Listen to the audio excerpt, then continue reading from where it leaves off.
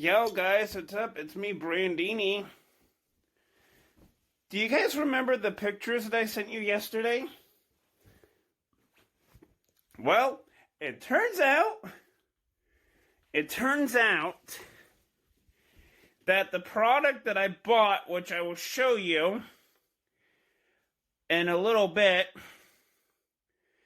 relates to a certain superhero. Yeah. It relates to a certain superhero from DC Comics. And I will show you the pictures right now.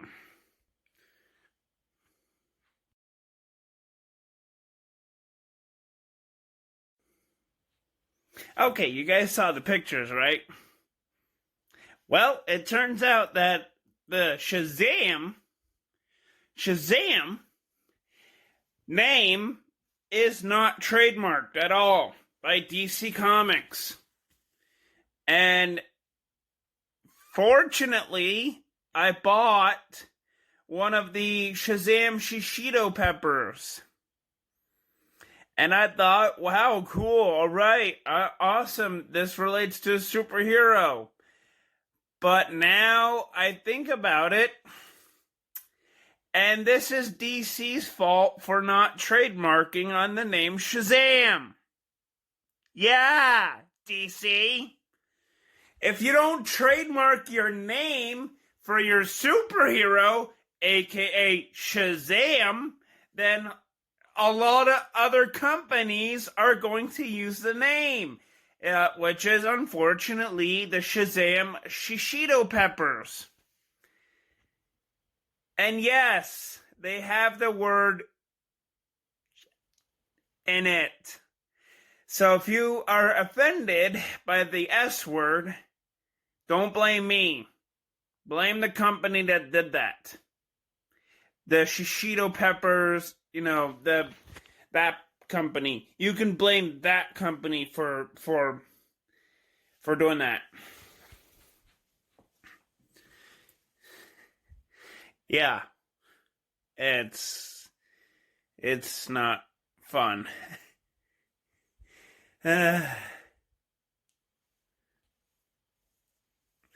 those of you who do not know who Shazam is the original Captain Marvel. Yes, that Captain Marvel from DC Comics. No, not the feminist Captain Marvel or the one before that. And funny thing, he actually appeared in Wiz Comics number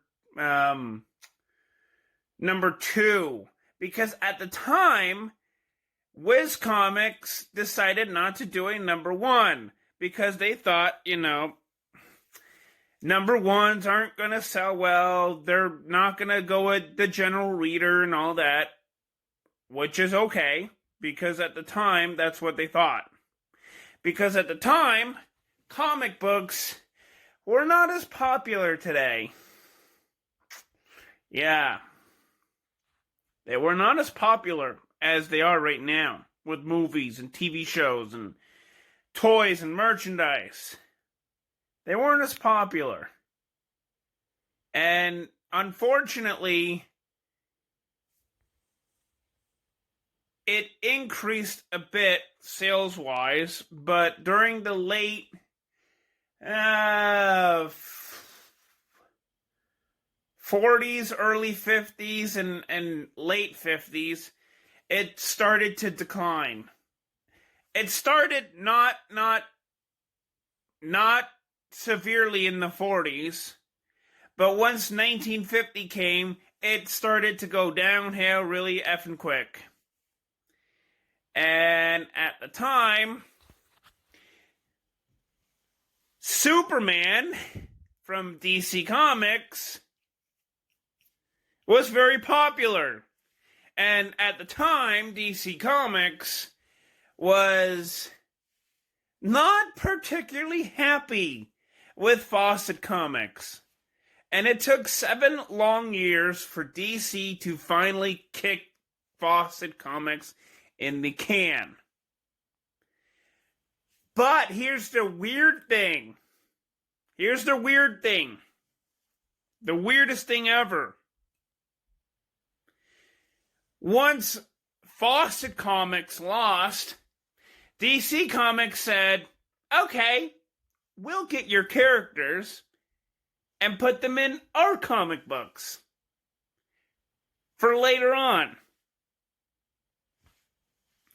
And we won't use the Captain Marvel name because, well, let's face it, DC Comics at the time thought that Captain Marvel was... The name was a little bit too quirky and ugh. They didn't care for it, basically. So they took the character Shazam and they took every character that they had, including Shazam. I'm going to say his original name, Captain Marvel, the OG one, Mary Marvel, Captain Marvel Jr., Black Adam, Savannah, and a whole bunch of other villains from the Shazam world. And the weirdest thing is that during the 1960s, there was no Shazam. Like, no comic books about Captain Marvel, none. Zero. During the early 70s and late 70s, DC Comics, the editor-in-chief of DC Comics, said, you know what? We haven't used this character in a while. Let's bring him up and see how today's fans relate with this character. Oddly enough, Shazam was popular again in the 70s. The weirdest thing ever was Marvel comic books actually trademarked the name Marvel and put that as their title, Marvel Comics. And one of their characters was Captain Marvel. But since they couldn't use the original character, they had to create this Captain Marvel. And he was a Kree soldier. So, after they trademarked Captain Marvel, DC said, you know what, let's just use Captain Marvel again. Well, why not, right? Why not?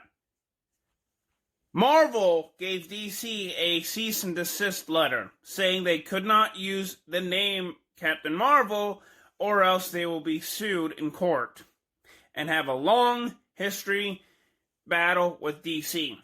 DC said, you know what? We've already had enough court cases during our time as DC comic books. We'll just write the name Shazam, the original Captain Marvel. And they did that for 12 or 13 issues until the 14th issue, which said Shazam. Late 1970s happened, and Shazam fought Superman. Because Shazam was a character, a very popular character, and had his own TV show. And Superman was a very popular character and had his movie with Superman, Christopher Reeve Superman. And oddly enough, they did not fight each other like, Batman versus Superman, Dawn of Justice. No. Turns out they teamed up and fought against Mr. Mind and Lex Luthor. And then after that, they went back into their own reality, Earth 1. Superman, Batman, the whole Justice League went back to their reality on Earth 1.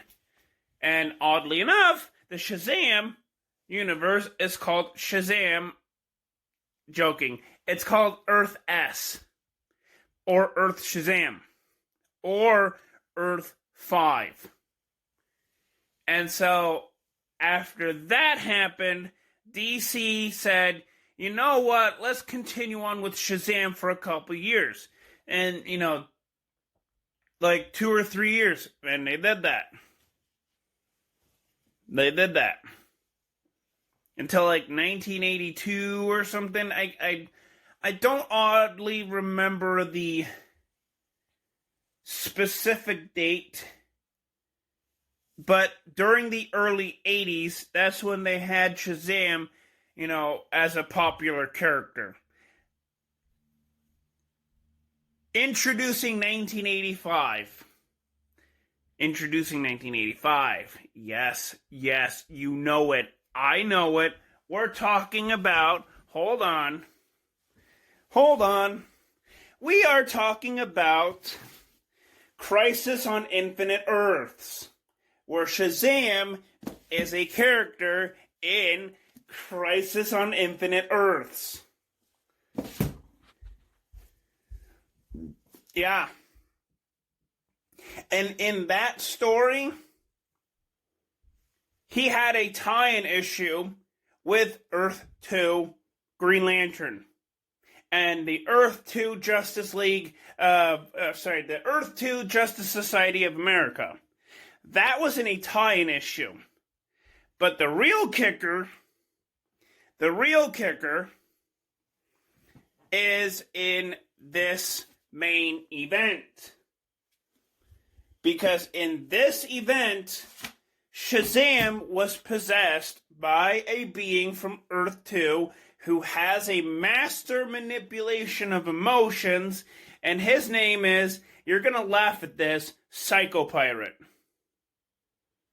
Yeah, he is the original Harley Quinn before Harley Quinn ever came to be. The red and black and yellow spandex. The yellow was a part of the cape, but the red and black spandex. That's who I think of as the original Harley Quinn is the Psycho Pirate. And so, yeah. Once that ended, because he was the survivor of the Crisis on Infinite Earths, one of many survivors on Crisis on Infinite Earths, when everything folded into a new reality, he said that that him and Mary Marvel and Captain Marvel Jr. went to Earth Shazam. But hold on a moment, because there was no Earth S, no Earth 2, Earth 3, Earth 4, Earth X. It was one single universe comprised of many multiverse Earths fused into one. Yeah. It's crazy. It's crazy. It's really, really, really, really crazy. Really crazy. But the most epic stories that we know of Shazam happened after this event. And it actually happened in 1987, where he had a good run with a good writer, and it actually had 3 volumes. One in 1987, one in 1991, and I think another in 1989 or something. I don't remember, honestly, but there were 3, I don't remember the dates, but there were 3 different volumes. One that happened in the early 80s, and early 90s, and one happened after 2 years of Crisis on Infinite Earths.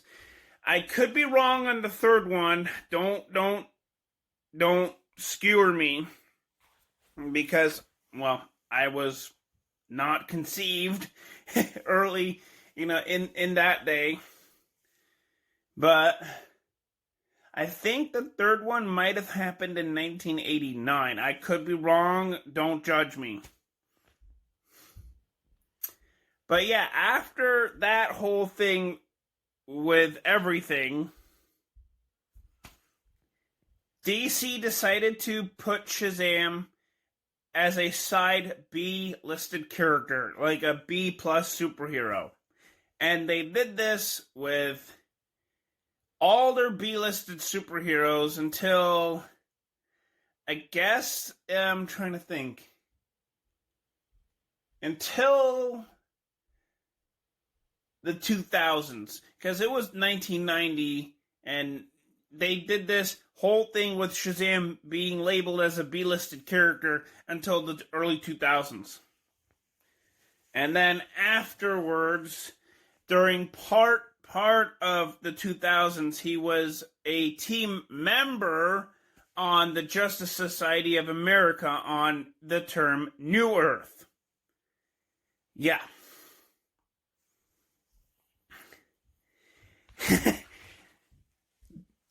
Hint 2005. 2005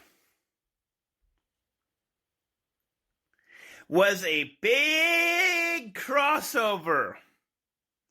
And it featured my ever-loving supervillain, Superboy Prime. Yeah. Let's just say in the event, Shazam had little to nothing when that happened.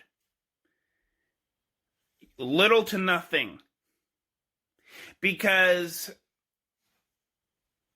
he had a huge part leading up to Infinite Crisis, and it was called Days of Vengeance, where he fought the Spectre, and the Wizard fought the Spectre, and they both lost.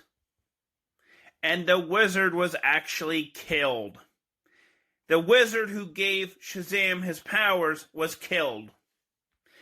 After Infinite Crisis was when Shazam decided, you know what? I'm going to go ahead and go sit on the Rock of Eternity because I'm losing my powers. And that's what he did. And he gave Freddy, Captain Marvel Jr., his name, Captain Marvel. And bestowed Freddy the same powers that he had when he was, Captain Marvel. And this went on for,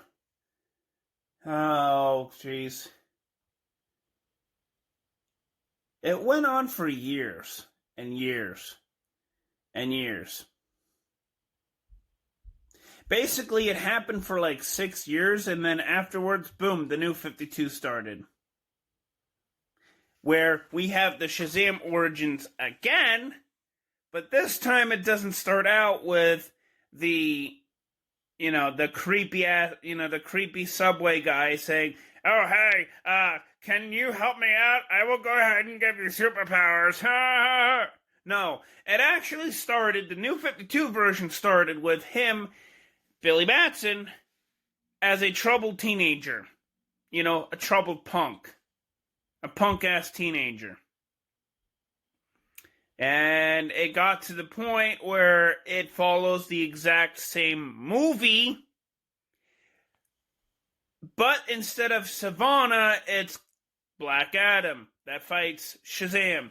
But it goes, the whole movie, the movie Shazam, the one in 2019, actually goes with the New 52 origins and has the New 52 costume in it.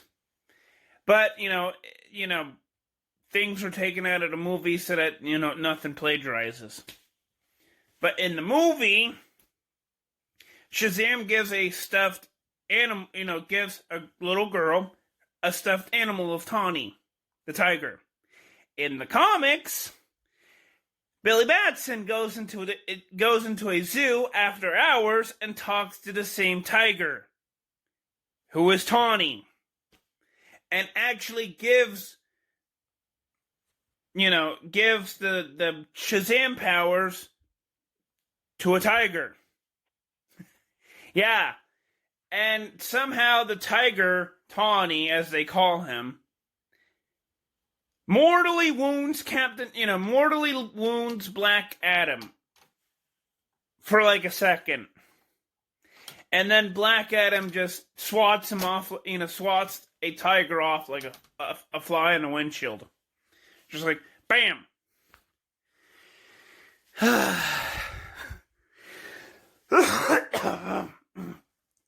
Sorry. But after that whole battle with I've always viewed Black Adam as Captain Adam. I'm sorry about that. But I've always liked Black Adam as a character. He's kind of cool, actually. But after the fight with Black Adam turns into a really old man, and he turns into dust. That's it. That's the end of the Black Adam for the Shazam origins. But lo and behold, DC Comics said, you know what? He's a really cool character. Let's put him on the Justice League. And so they did. For the rest of the Justice League New 52. Yeah, and I'm not going to get into any of that because that is, that's something you guys could read on Comixology or DC Universe. But yeah, it's a long story. Hint, hint, post DC Rebirth is where the current Shazam stories are happening now. But they've ended at issue 12 because of this whole frickin' COVID-19 thing.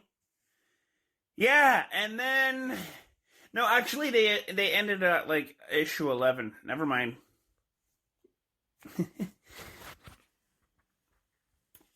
But they had to stop... DC had to stop doing the printing presses because of this whole COVID-19 thing. And because the printing press in Canada had to shut down for a month because, well, it's COVID-19. Thankfully, we're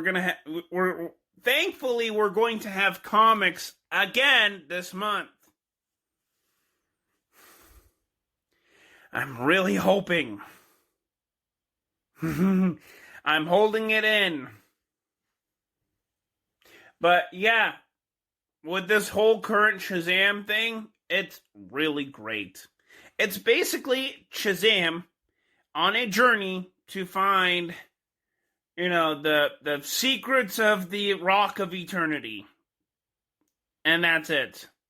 It's a long story, and I really think you guys should read this because, oh my god, Superboy Prime, my favorite character, is coming to the Shazam comic books. But we don't know that for sure because, we do know, comic book fans do know a little bit, but we don't know if Superboy Prime is still going to come out of the Rock of Eternity, the Monsterlands.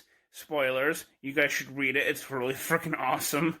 But with this whole COVID-19 thing going on, I don't know what Jeff Johns' plans are for the eventual returning of the Shazam comic books. Something could happen. He might not want to do Shazam anymore, or something could happen and he might want to do it. He might want to continue it. I don't know, but oh my god, the leaked art for 13. Oh my god, yes! We need it now! Ah, I need it. I need my love for Superboy Prime, baby. Come on. Give it to me. But yeah. The entire series is still going on. The post-Rebirth series is still going on. So I suggest you guys read it. You guys should read it. That's why I'm doing this video, because one, I found a product from Hannaford's that had the same name as my favorite superhero from DC Comics. Although the name change I don't like, but I think DC Comics should really, really trademark this one because, let's be honest, I want to see DC write a cease and desist letter to all the smaller companies that are going to be profiting on the Shazam name. That would be hilarious to see. But then again, you never know. You never know. So, yeah, this is me, Brandini, giving you guys a history of Shazam, my favorite B-listed superhero, who is magic-based Superman. I mean, come on. He's Harry Potter and Superman fused into one character. That's who Shazam is. He's like a magical Superman with lightning powers. That's all I have to say for this video. So just, like and subscribe down there. Put the notification bell. Tap the notification bell. And that will be it. So, peace, love. See you guys later. Peace.